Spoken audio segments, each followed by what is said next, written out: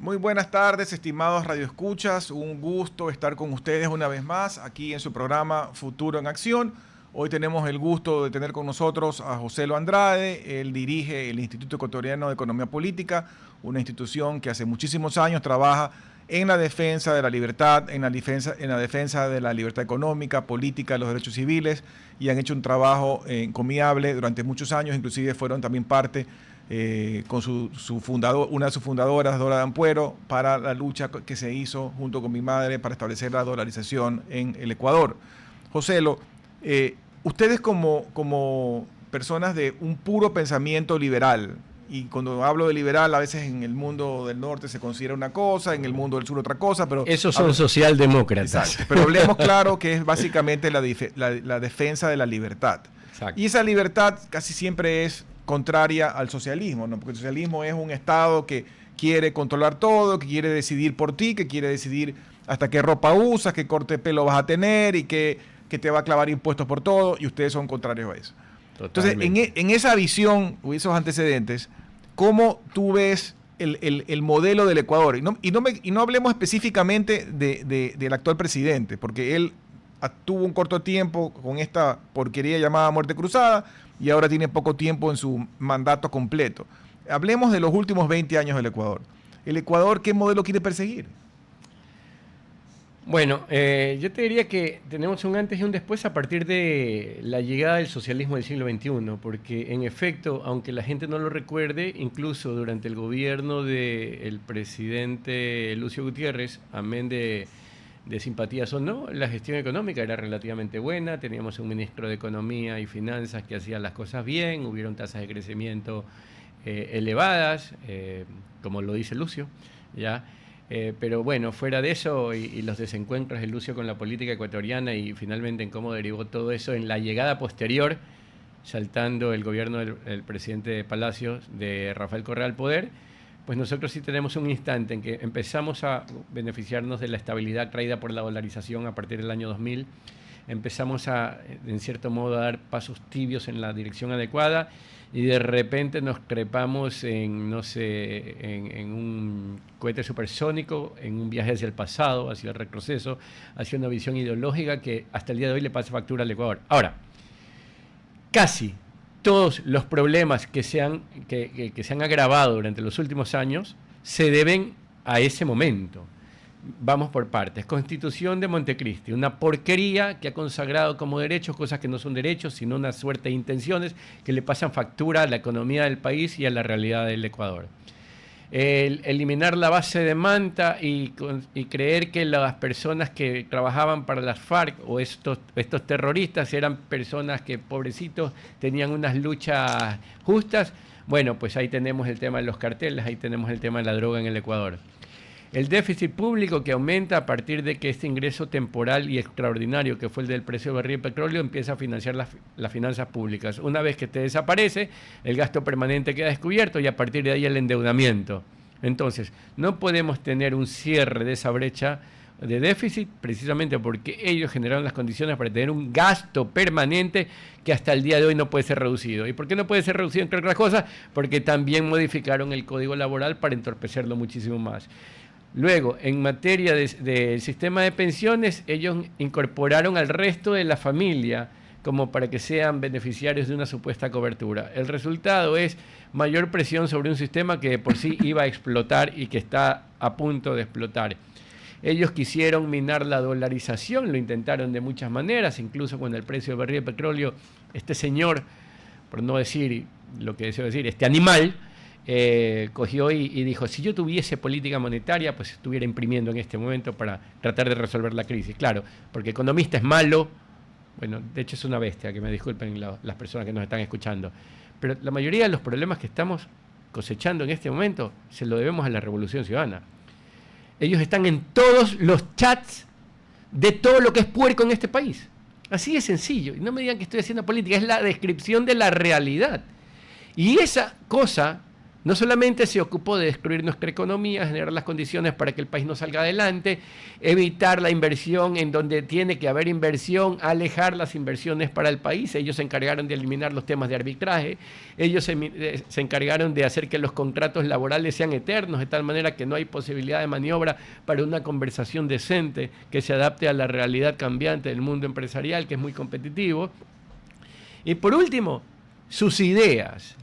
El peor daño posible eran las ideas que estos animales traían para el Ecuador. Pero yo te hago una pregunta como abogado del diablo, porque con eso que tú comentas, la pregunta que se me viene a la mente es por qué todavía existe entre un 20 y un 30% de personas que están dispuestos a votar por ellos. Inclusive algunas personas opinan que si el candidato no fuera Luisa González, sino que hipotéticamente regresara el personaje que tú estás mencionando, sería aún más alta la votación. ¿Por qué todavía hay gente que cree en eso que pasó? Mira, y que no están convencidas de lo que tú estás diciendo, de que lo que estamos viviendo ahorita es la cosecha de la siembra que se hizo en esa época. Bueno, hay gente que cree que la Tierra es plana, ¿no? Y hay gente a la que no le importan ni los datos, ni la realidad, ni la evidencia. O sea, hoy en las redes hay personas que salen a defender al pobre Maduro. Ya es nombrado pobre. Claro, pobre hijo. Pero lo que es cierto es que está repodrido en plata, el jefe del cartel de los soles. O sea, han dado precio por su cabeza, 50 millones de dólares, cifra récord histórica para el gobierno norteamericano, por este delincuente que ha usurpado el poder. Ya, por aquellos que no conocen, la palabra usurpador viene precisamente de la toma del poder legítimo, o sea, el robo, digamos, de aquel que estaba en el poder legítimamente. En este caso era Edmundo González Urrutia, el nuevo presidente de Venezuela, que lamentablemente no ha logrado lo que la ciudadanía venezolana quiere. Pero lo cierto es que esta gente respalda todo lo malo que pasa en el país. O sea, están diciéndole pobre Maduro, Dios mío, que nos van a invadir, que la soberanía, y con ese cuento nos jodieron en el pasado. Con este cuento nos metieron en los libros de historia unas ideas patontas que han idiotizado a parte de la población ecuatoriana. Oye, abrieron las puertas para que entrara casi sin límite la migración. Yo no estoy como concepto en contra de la migración, pero tú no puedes abrir las puertas y decir, vengan en los que son y los que no son. Yo te diría, mira, hermano, abramos las puertas, no hay ningún problema, pero que cuando cruces por la puerta me digas, oye, ¿quién eres tú? O sea, ojo. ¿Cuál es tu pasado judicial? ¿Cuáles son tus antecedentes penales? En efecto, todos son bienvenidos a mi casa, pero en el momento que yo veo a alguien sospechoso, le digo, a ver, momento, ¿y usted dónde viene? ¿De dónde? Ábrame la maleta a ver si tiene una metralleta ahí. Lo que sea, pero es que ellos eran los especialistas en llevar las porquerías. Recuerda el tema de la valija diplomática, con este delincuente que está en el Congreso, que se hace el tonto. Ahora, me gustaría utilizar otras palabras, pero la verdad es que estoy muy mal hablado. ¿Ya? Pues lo cierto es que esta gente que ha generado todo lo malo, que potenció todo lo malo del país, ha logrado engatusar, como dices tú, a un porcentaje todavía importante. Y no voy a ser políticamente correcto. Un porcentaje de esos que lo respaldan son la parte corrupta de este país. Otro tanto de ese porcentaje es gente totalmente confundida e ideologizada y que ha comido cuento. Y otro tanto fueron los beneficiarios del sistema, que a pesar de saber que ese sistema ha empobrecido al Ecuador, pues no le importa porque estaban lucrando de él. O sea, tenían contratos, eran parte del poder, ellos eran los que gobernaban. Si ellos retornan, pues los amigos van a estar en el poder y por lo tanto me va a volver a tocar parte del pastel, aunque al resto de los ecuatorianos no les toquen ni migajas. Claro. ¿Ya? Entonces debemos comprender que el destierro total de esas ideas socialistas del siglo XXI son la condición necesaria para que nuestro país salga adelante. Es lo mínimo que necesitamos. Es como decir, mira, yo no sé si tener salud te va a hacer rico, pero definitivamente necesitas salud para empezar a trabajar, para emprender, para salir adelante, para ingeniar. Pero ese tema de la comprensión de las cosas, y ayer hablábamos con Pablo Luis Paredes sobre el tema del gasto público y del presupuesto del Estado, y él decía que una de las cosas que deberíamos retomar en el país es el concepto del presupuesto base cero. Desde luego. Y lo explicó ayer, y para la gente que no escuchó ayer, lo que hemos venido haciendo históricamente para generar un presupuesto no es partir de qué quiero hacer y de cuánto tengo, sino simplemente cuánto gasté el año pasado, o sea, y cuánto gasté, me invento, en mantenimiento de vehículos. Si yo gasté 50 millones, entonces yo decido si esta proforma ponga los 50 o pongo 49, o generalmente ponen más. ponen 51 porque va a haber inflación, no sé qué. Pero no parte de la premisa correcta, que es la que tú harías en tu casa, porque tú en tu casa, si tú tienes un salario y aparte haces cachuelos, tú sumas lo que más o menos vas a tener. Pero si el próximo año vas a tener menos cachuelos o tienes un signo de interrogación que tal vez no tenga esos cachuelos, tú haces tu presupuesto pensando en lo que tú vas a recibir. Y le dices a tu familia, yo este año los llevé a comer a la calle 10 veces, pero yo el próximo año no voy a poder llevarlos 10 veces, los voy a llevar 5 porque voy a tener menos. Esa es tu realidad. Los políticos no piensan así, porque ellos dicen, si no tengo plata, yo lo consigo de alguna manera, o le saco más, o creo un impuesto, o me endeudo más, o lo llamo al BID, o lo llamo al Fondo Monetario y yo consigo. Entonces esa irracionalidad se alarga en el tiempo y no llegamos al punto, como decíamos ayer con Pablo Lucio, hagamos este presupuesto base cero y partamos de esta nueva visión de país, de qué es lo que queremos hacer y hacerlo bien, y de qué es lo que realmente vamos a tener recursos. Mira, desde luego la idea del presupuesto base cero es una idea que podría recortar de forma significativa el gasto público, porque te obliga a dimensionar, a escoger, a priorizar y a poner en papel qué es aquello que necesitas. Luego le tiramos los números sin pensar en el pasado, ¿eh? O sea, no diciendo que vas a negar el pasado, sino que, a ver, necesito para A, para B y para C. ¿Cuánto suma esto? No sé, número 100. Pero no es que, mira, el año pasado gastamos en A, B y en C. Pon ahí también E y F por si acaso, tú sabes, los imprevistos, las variables que uno no conoce. Si ya nos dieron 100, pues este año ponle 120. ¿Por qué vamos a pedir menos si total siempre nos falta? No, las necesidades son ilimitadas, los recursos son escasos. ¿Ya? Y cuando tú estás pensando en cómo estructurar tu vida en tu hogar, tú no estás diciendo, a ver, ¿qué es todo lo que quieren mis hijos? ¿Qué es todo lo que quiere mi amor? ¿Qué es todo lo que yo quiero? Y luego dicen, a ver si hay plata. Pero si tú me preguntas a mí qué quiero, yo también te puedo decir que quiero cambiar de carro, me quiero ir más veces de viaje, pero si no tengo de dónde, por supuesto, no puedo. Uno primero mira el bolsillo y dice, a ver, tengo esto y además quisiera tener aquello. Entonces, la realidad es la que te limita. Pero lo que pasa es que en el sector privado tú vives de lo que tú ganas. En el sector Estado tú vives de lo que otros hacen. Entonces, claro, como yo no voy a pagar con mis recursos todo aquello que deseo, por definición hay un dispendio equívoco de recursos. El Estado gasta en terceros, por lo cual no sabe necesariamente qué necesitan estos terceros y no tiene cuidado por el uso del recurso porque no es de él. Es sencillísimo. Cuando tú vas a un supermercado, tú puedes querer muchas cosas en el supermercado, hermano, pero tú dices, no, yo tenía 100 y dije que voy a gastar 100, entonces, bueno, ya no sé, el aceite ha costado 6, la carne yo ya llevo $22 entre la carne, la chuleta y esto, y y voy sumando, ¿no? Y entonces viene tu esposa, tal vez que estaba caminando contigo, y te dice, ¿qué te parece si no? Mija, tranquila, dele suave, que ya nos estamos pasando o estamos llegando al final, ya sea que está acabando el billete. O es eso o es aquello. Pero tú no es que vas trepando en el carro todo y al final tranquilo que otro paga.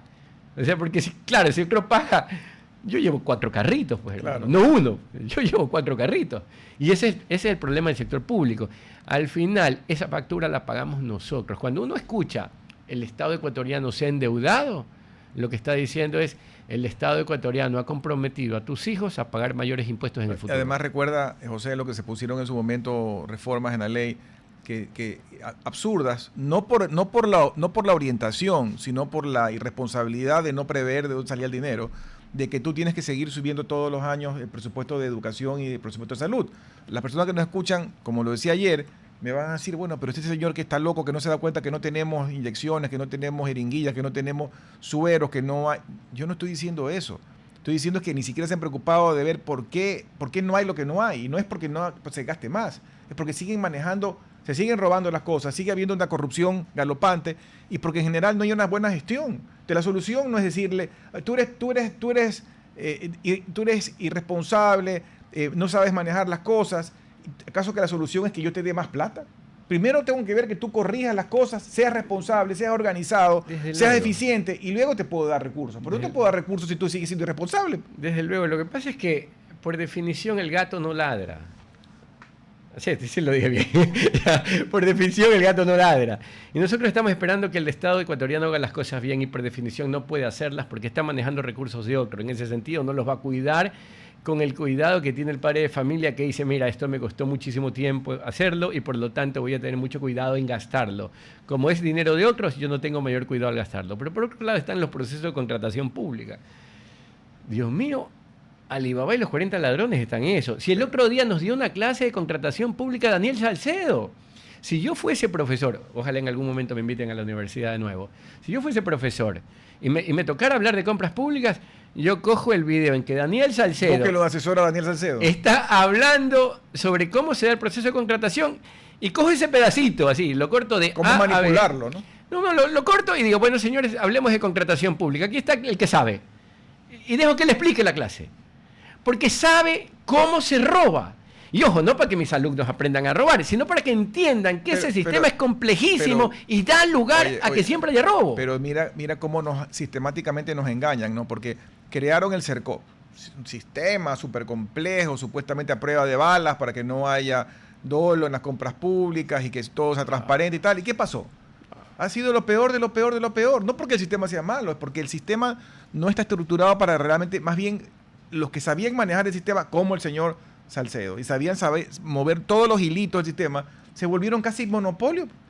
Es que, hermano, no importa el sistema que tenga, siempre hay espacio para la fuga. Y sí coincido, hoy día escuchaba a Otto Sonnenholzner sobre este tema, y sí coincido, si nosotros metiéramos temas de inteligencia artificial para que esto, digamos, de manera en cierto modo neutra, tomen decisiones sobre determinadas compras públicas, pues tal vez reducimos el tema de la discrecionalidad y con ello hacemos maravillas. Sin embargo, pues así como, digamos, todo es manipulable, el día de mañana alguien puede decir, bueno, se metió inteligencia artificial, le pegas una teclita más en otro lado y ¡ping! Salió premiado aquel que porque estaba ahí. Volviendo al tema de la salud, y alguien le escuchaba en alguna entrevista, pues que algunos hospitales grandes del Ecuador, tanto del lado del IES como del lado del MSP, son tan grandes que tienen presupuestos más grandes que algunos municipios pequeños. Entonces son millones y millones de dólares que maneja. O sea, ser el encargado de manejar unos hospitales es como que tú fueras un gran alcalde. Tienes unos mega presupuestos y claro, aunque no haya plata, hay como aruñar. Y donde hay plata puede haber corrupción, y donde hay, de hecho, mucho dinero, luego te vuelves incluso blanco de las personas que quieren lucrar de él. Claro, pero es que además ahorita que el Ecuador se complicó en los últimos 10 años, tú puedes entrar con buenas intenciones a administrar un hospital, pero luego te tocan la puerta estas bandas que ya están enquistadas y te dicen, oiga hermano, si usted me ayuda, va a tener plata o plomo. Si usted me ayuda, y ya matado. Te corrijo, Giovanni, no es que te tocan la puerta, ellos te dan la bienvenida. Son ellos los que organizan el sistema. Ese es parte del problema. Y ya han habido muertos. Pero desde luego, y seguirán. Y no solamente los pacientes. Personas que no han querido alinearse. Entiendo perfectamente. O sea, aquellos que no se ubican dentro del engranaje van a tener problemas, lo van a recibir un balazo, van a recibir amenazas, definitivamente. Luego está también lo que pasa. O sea, las pobres personas que son usuarios del sistema, que no reciben la atención que se merecen. Ahora, de nuevo, mira, nosotros podemos estar aquí discutiendo hasta que el infierno se enfríe, Giovanni, y no van a cambiar las cosas si nosotros solo creemos que el Estado ecuatoriano tiene que buscar eficiencia. No, y además tiene que ser el que haga todo. Y claro, mientras pensemos ese tipo de estupideces, las cosas no van a cambiar. Lo que tenemos que hacer es arreglar el problema económico. Tenemos que poner este país a crecer, para que tú digas, ¿sabes qué? Mira, ya hay trabajo en las empresas, ya hay trabajo en el sector privado, entonces ya no deja de estar tratando de militar en un partido político para tener empleo. Para poder crecer, tú tienes que tener más inversión, ya sea de bolsillo ecuatoriano o de bolsillo extranjero. Y en lo que ha pasado en los últimos 15 y 20 años en el país, o yo diría históricamente, el país no ha sido atractivo. Lo que acaba de pasar en los últimos días, pues Giovanni, por Dios, o sea, que vengan y hagan que las inversiones, para cualquiera que quiera meterse en el mundo de invertir, tenga menos réditos. O sea, acá, si tú estás haciendo plata, hay que castigarte. Hay que quedarse con una tajada. O sea, este monstruo devorador de recursos, que todo lo gasta mal, está mirando, lagarteando, diciendo, ¿dónde hay plata? ¿Dónde hay plata? ¿Dónde hay plata? ¿Dónde hay plata? Porque me falta. Entonces dicen que no hacen reformas tributarias cuando las están haciendo. Entonces te pasan impuestos por todos lados que no van a terminar de cesar mientras no organicemos adecuadamente las finanzas públicas. Pero amén de eso, debemos entender que el Estado no tiene que estar metido en todo, porque si no siempre te van a faltar recursos. Pero adicional, debemos poner en orden la economía, debemos poner en la economía primero. Acá, el Estado ecuatoriano tiene que servirse de la economía. en lugar de dejar crecer a la economía para que luego agarre algo. Ya, no, acá es, ordenemos las finanzas públicas, pasémosle la factura al sector privado. El sector privado es una fuente inagotable de recursos. Ya vemos dentro del presupuesto que se está aprobando, el que se está buscando aprobar, ya, que dentro de las necesidades de financiamiento está préstamos al IES. No que sí, que el IES, que la caja chica, sí, sigue siendo la caja chica. Y va a seguir siendo la caja chica mientras esa porquería esté en manos de una u otra forma del Estado ecuatoriano. Y encima no arreglas el problema estructural del IES. Que es una bomba de tiempo, le hemos hablado con un montón de invitados aquí. Se creó un documento en la época, creo que fue el presidente Lazo, ayer lo hablábamos con Pablo Lucio porque fue parte de la comisión.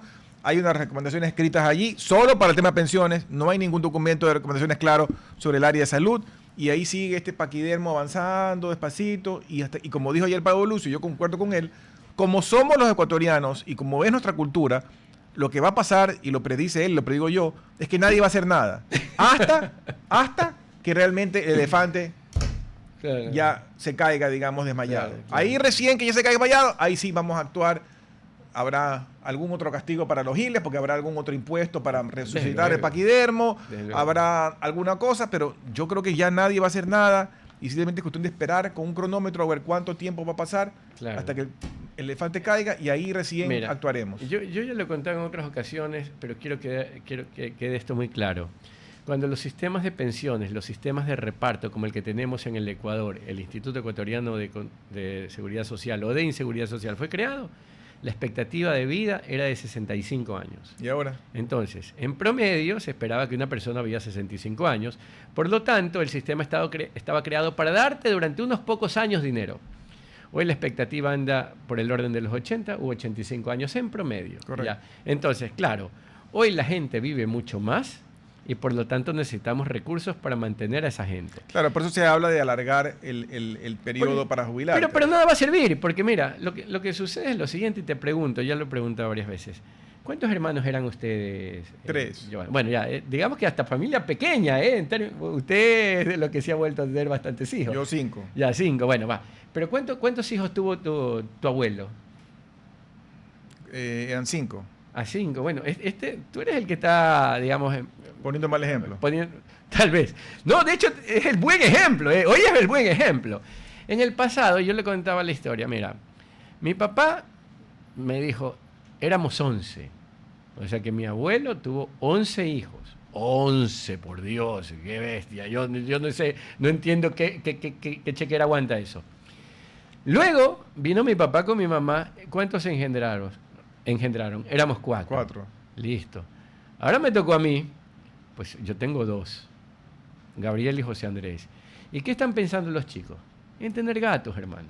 Los chicos modernos quieren perros o gatos. Exactamente. Entonces, ¿qué quiere decir? Que hoy cada vez hay menos jóvenes que se incorporan al mundo laboral para sostener a cada vez un mayor número de personas durante mucho más tiempo. Pero hay que ser el sistema parecido al de Chile. Por supuesto, por supuesto. Porque esta cosa es insostenible. Te interrumpo, vamos a tener que irnos a un corte, que nos están haciendo ya señales. Vamos al corte y regresamos con este interesante diálogo. RTP 96.5, a la conquista del mundo digital. Presenta sus nuevas instalaciones y tecnología de vanguardia. Renovamos nuestro compromiso de seguir brindando contenido útil y de la más alta calidad. Programas de opinión con referentes de la comunicación. Noticias para contar todo lo que está pasando en todo momento. Una variedad de segmentos con lo que necesitas saber. Y asociaciones internacionales estratégicas. Todo para mantener a nuestra audiencia y seguidores siempre bien informados. Siempre en RTP. Buena compañía. Gracias por regresar con nosotros a su programa Futuro en Acción. Para las personas que recién se enganchan, estamos conversando con José Andrade, quien dirige el Instituto Ecuatoriano de Economía Política, y hemos venido hablando de algunos temas vinculados a la realidad nacional. Y ojalá, José, que algún día podamos ver este país convertido en un Singapur, en una Suiza, en una Corea, pero no la del norte, ¿no? Sino Corea del sur. Pero parece que por ahora no vamos en ese camino. Creo que sí hay, como me decía un amigo mío, sí hay cosas buenas que han pasado en el Ecuador, digamos, históricamente. Yo creo que se construyó a raíz de la dolarización una clase media mucho más sólida, donde ya la gente podía comprar su carrito, su casa, etcétera.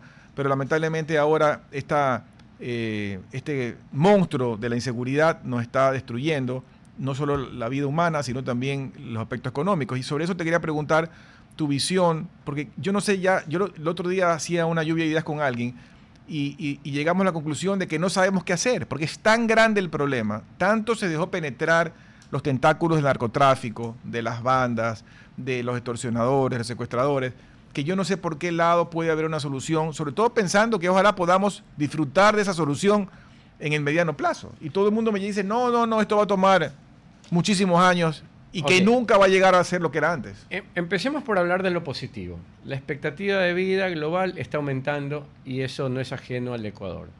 Los niveles de educación general y globales están aumentando. Los temas de mortalidad infantil se están reduciendo a nivel global, más allá de los problemas que tuvimos hace poco en no sé qué hospital universitario acá en el Ecuador, amén de lo mucho que se dice que las cosas están cambiando. En general el mundo está yendo hacia adelante, La tecnología mejora, hoy tenemos acceso a inteligencia artificial, ya no tendremos que andar googleando, ahora nos metemos en ChatGPT los que menos conocen, en otros sistemas más sofisticados otros, y dices, bueno, averiguas, te fabricas un asistente personalizado sobre cualquier tema y tienes una opinión que antes que no tenías. Tú puedes decir, quiero ChatGPT que te conviertas en un asistente especializado para la producción de tal cosa y lo hace. En ese sentido el mundo está avanzando. La pregunta es si nosotros estamos a la vanguardia, si nos encontramos a la mitad, si somos el último vagón de ese tren que avanza hacia el desarrollo, o si el tren pasó y tendremos que esperar el tren que viene para dentro de unos años. Ojo, también dato, digamos, que no es menor. Tus hijos, Giovanni, yo conozco un par de ellos, que incluso fueron mis alumnos en su momento, cuando ellos tengan hijos, que ya dentro de poco se vuelve una realidad, o sea, porque están en esa edad en la que la química es potente y la gente se enamora, los hijos de ellos van a tener en promedio una expectativa de 120 años. Y van a vivir muy bien durante esos años. Y no van a conocer las enfermedades que nosotros tenemos. Y el cáncer y el SIDA y todos esos problemas que hoy nos acogen van a ser tratados de una manera menos invasiva, vamos a tener soluciones para todo eso. Pero de nuevo, la pregunta que debemos hacernos es ¿dónde queremos nosotros estar? ¿Dentro de las sociedades que resuelven primero esos problemas? ¿Que enfrentan mejor esos desafíos? ¿Que generan empleo el día de hoy para no tener que cosechar inseguridad el día de mañana? ¿O somos el último espacio de incorporación hacia el desarrollo? ¿Nos trepamos en el tren que conduce a la prosperidad o seguimos esperando a que alguien nos invite a subirnos al tren? Ahora, ¿qué es lo que motiva a que la gente se trepe en ese tren? ¿Qué es lo que hace que finalmente entendamos que debemos subirnos al tren del desarrollo y que no debemos ir en el último vagón, sino que debemos pedir y comprar la entrada para ir en el vagón número 1, para estar a la vanguardia, para beneficiarnos de eso el día de hoy? Debemos sustituir nuestras ideas equivocadas acerca de qué da lugar a la prosperidad. O sea, acá viene y le dice, señores, necesitamos tener flexibilidad laboral para que podamos contratar por hora. Nuestra gente aplaude de pie diciendo, abajo esa ley precarizadora que nos tira hacia abajo a toditos, años de conquista laboral, por Dios. Pero lo que tú decías al comienzo de la entrevista, la gente no entiende, porque ¿qué están defendiendo? Si el 60% más o menos, dependiendo digamos de cuándo lo midas, de la gente en edad de trabajar en el Ecuador no tiene un trabajo formal. Entonces, ¿estás defendiendo a quién? ¿A quién estás defendiendo? Al 40%, digamos, que tiene el privilegio de tener empleo con su sueldito mensual, con los décimos, con el aporte del seguro. Pero es que ni eso, porque esa gente que tiene su sueldito y estos teóricos beneficios de ley sale a la calle y la asaltan, hermano. Entonces nosotros tenemos una sociedad que no se desarrolla con todos los problemas de una sociedad que no se desarrolla. Y uno de los problemas de una sociedad que no se desarrolla es el tema de inseguridad. Entonces nosotros tenemos que vivir en un país normal donde después de haber ganado tu dinero, sales con tu familia, te das una vuelta, tomas un café, te vas al restaurante, te vas al cine y caminas tranquilo por la calle, como pasa en cualquier lugar europeo, como pasa en cualquier sociedad civilizada. Ahora, para poder alcanzar ese resultado, porque eso es resultado, ¿ya? Nosotros debemos crear las condiciones en el país, pero para crear las condiciones debemos entender el problema. Es como que tú, no sé, digamos, vas por la calle y el carro se apaga. Y tú dices, uy, ¿será que es la batería? ¿Será el motor? será eléctrico, será mecánico, y estás mirando dentro del motor cuando resulta ser de que, no sé, el daño estaba en otro lado, hermano. El daño estaba en otro lado. O no había gasolina. Ya, no había gasolina, listo. No había gasolina y tú desarmando el motor. Entonces, claro, estás abordando el problema de manera equivocada, entonces vas a perder el tiempo, vas a perder recursos, el carro no se va a echar a andar, porque no entiendes la naturaleza del problema. El carro se quedó sin gasolina. Entonces nosotros debemos entender que las sociedades que prosperan han hecho ciertas cosas. Les voy a enumerar qué cosas han hecho. Han flexibilizado la relación laboral. ¿Qué quiere decir esto? Que permiten que el empresariado se ponga de acuerdo con las personas que quieren trabajar en cuáles van a ser las condiciones de negociación y de contratación. Porque solo uno sabe si le conviene.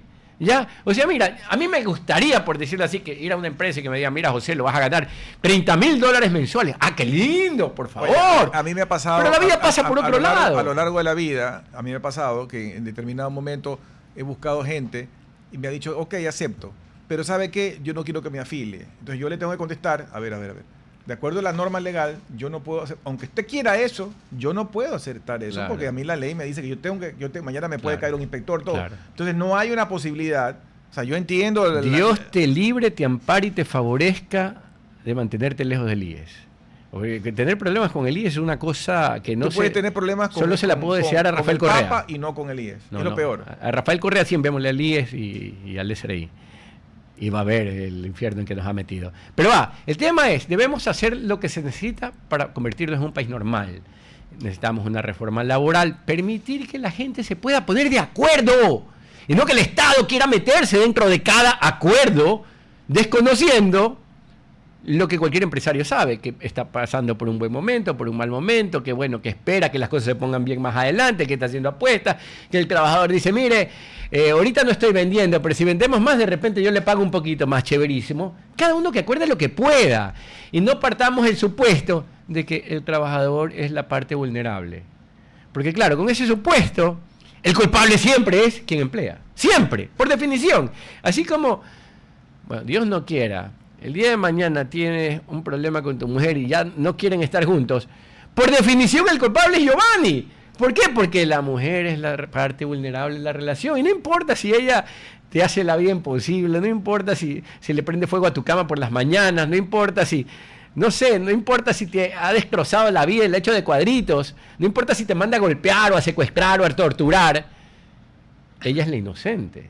Entonces, cuando se parte de entrada bajo el prejuicio de que una de las dos partes siempre va a tener la razón, el resultado es desempleo, miseria, falta de oportunidades, estancamiento económico, tasa de crecimiento que no llegan, inseguridad. Pero volviendo a la inseguridad, que era la pregunta original, hay que ver otras maneras innovadoras de abordar el problema, porque evidentemente, y yo no digo que no se está haciendo mucho más, y he dicho ya varias veces que el ministro Reinberg se la está fajando por nosotros en las calles, y creo que ha habido más acción, pero obviamente es insuficiente. Pero es insuficiente. Entonces cambiemos el approach, el enfoque, como tú decías, la comparación del tema del vehículo. No sirve de nada que yo rebusque todo el tema en el vehículo cuando el problema era que no le puse gasolina o la gasolina estaba sucia. Entonces, algo diferente que hacer, José. Mira, es que no importa quién esté gobernando, yo puedo tener 200 redadas el día de hoy en Guayaquil y meter a 1.000 personas en la cárcel, 20 minutos después salen. Entonces, el problema no es llevar a la gente a la cárcel. Mira que el otro día murió una jueza que le dispararon hace meses en Santa Elena, claro. Ya murió, creo que fue ayer. Es que el problema es complejísimo. Es complejísimo. No basta con llevar a la gente a la cárcel. Tenemos que alterar esa porquería de Montecristi, que es una constitución garantista. ¿Y qué es garantista? Por Dios, esa persona que acabas de meter a la cárcel, no la lleves a la cárcel. Le vas a hacer un daño. Pobrecito, solo ha sido detenido 88 veces. Ya, solo ha secuestrado, lo encontramos con armas, con drogas, torturando, tenemos fotos, evidencias. No, pobrecito. Claro, esta constitución de porquería permite a los jueces que tenemos no tener las herramientas suficientes para meter preso a quien merece estar preso. Entonces no importa, nos gastamos recursos, les damos más armas si quiere, chalecos, le ponemos vehículos, se vuelven súper inteligentes, hacen inteligencia. Digamos que no espían a los enemigos políticos, espían a quienes tienen que espiar. Al rato salen. ya sea porque el fiscal está haciendo mal su trabajo, ya sea porque están coimando alguna parte del engranaje, ya sea porque el juez está amenazado, ya sea porque las leyes no permiten mantener preso a quien debe estar preso. Pero claro, ojo, esta ya es la consecuencia de una sociedad que no prospera. Cuando tenemos una sociedad pobre, que no crece, que no genera oportunidades, es lógico que en ella convivan estos problemas y sean mucho más irresolubles. Lo que necesitamos es crear las condiciones económicas para que la misma mujer le diga a aquel tipo que dice, mija, estoy pensando en meterme con esa banda para hacer un billete, y suceda como en el meme, donde viene Batman y le pega una cachetada a Robin y le da, ¡pah! ¿Qué te pasa, animal? Ponte a trabajar. Y el tipo diga, pero es que si hay trabajo, mira, ve, ándate a la empresa del frente que se acaba de crear, mete la carpeta ya en el nuevo sector turístico que está creciendo, mira, los señores canadienses han llegado a Ecuador, anda, mete tu carpeta y deja de estar pensando tonterías. Pero claro, necesita tener un lugar a donde ir a trabajar. Y si nosotros no resolvemos ese problema, cuando el tipo le diga a su mujer, ¿sabes qué? Estoy pensando en meterme en una banda, la mujer le va a decir, mijo, se ha demorado mucho. ¿Ya? Porque nos estamos comiendo la camiseta. Entonces debemos resolver el problema económico en paralelo a atender el problema de seguridad. Es así de sencillo. Y luego el problema de seguridad pasa porque tenemos una constitución de porquería, ¿ya? Que protege del delincuente, porque estaba diseñado para proteger a los delincuentes socialistas, ¿ya? Porque parte del supuesto de que la culpa de que hayan delincuentes la tiene Giovanni, la tiene Natalie, la tiene Joselo. ¿Por qué? Porque no les dimos amor. Porque no los cuidamos, porque no gastamos suficiente en educación para ellos. No, ellos han tomado una decisión, dado un conjunto de incentivos, pero han tomado una decisión, y cuando tú te portas mal, tienes que ser llevado tras las rejas y permanecer en ellas, y debemos cambiar el sistema que tenemos, debemos cambiar esa constitución de porquería que garantiza la criminalidad, ¿ya? Que de hecho, hoy por hoy incluso hasta suena bonito, permitamos bases norteamericanas, militares acá para que combatan contra el crimen. Vamos, yo voto que sí. ¿El Estado americano está interesado en poner una base americana en Ecuador? No. Estos animales la sacaron cuando la teníamos. Era mucho más fácil que hasta el día de hoy hubiésemos permanecido con esa base, a que decir en este momento con la administración de Donald Trump que nos ponga una basecita aquí para cuidar la criminalidad. Ya. Y salió la base, y como todos conocemos, se proliferaron los aeropuertos informales donde entraban avionetas o entran, la salida de lanchas con droga. Es que era parte de la estrategia, era parte del acuerdo. Las FARC le dijeron a su amiguito Correa, a ver, nosotros vamos a financiar parte de tu campaña, te vamos a dar un billete, nosotros queremos trabajar contigo, pero ¿sabes qué? Tenemos Pero eso que tú estás diciendo, ¿por qué no ha sido demostrado? Se supone que salió material en la famosa computadora de... Por supuesto, ¿cómo se llama? por supuesto. O sea, hay unos videos hermosos donde dice aporte para la campaña del compañero Rafael Correa. O sea, eso lo dice uno de estos líderes de las FARC. Y claro, pues obviamente, como estos tipos ellos nunca tienen la culpa, dijeron, no, en la cadena de custodia digamos, fue tergiversada, y montaron eso. Estos son delincuentes, que no le quede duda alguna a alguien. Es más, vamos a ponerlo así. José Andrade es una persona. José Andrade es una persona de bien, una persona honesta, una persona respetable, una persona decente, una persona que dice la verdad. Ustedes, socialistas del siglo XXI, son unos delincuentes. Créanme. Así de sencillo. José, nos quedan 2 minutos, y volviendo al tema del futuro, tú decías, bueno, hay que también pensar en positivo. Tenemos esta lucha empedernida contra la delincuencia que va a tomar tiempo.